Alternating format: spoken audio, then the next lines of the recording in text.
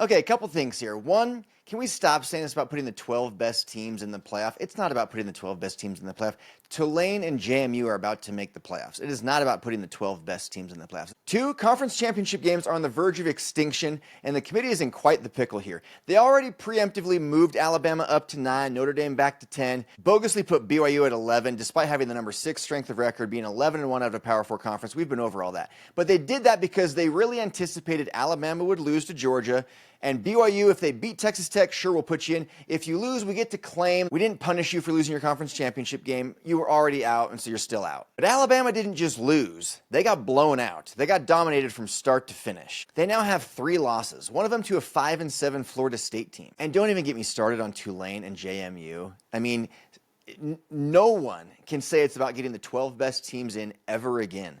Tulane and JMU, potentially a 3-loss Alabama, one of their losses coming to 5-7 Florida State at home. I'm sorry, it is not about getting the 12 best teams in.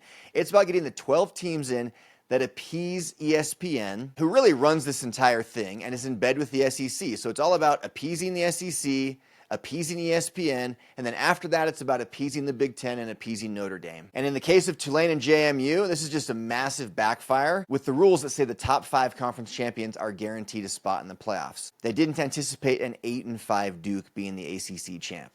Teams being rewarded for sitting on their couch, though, I'm sorry, that's absolutely ridiculous. It's already bad enough that the best teams are now having to go get banged up right before the playoff run. But to add insult to injury, to actually remove them from the playoffs and put somebody who wasn't as good as them the entire season in their place in the playoffs, now that's just plain crazy.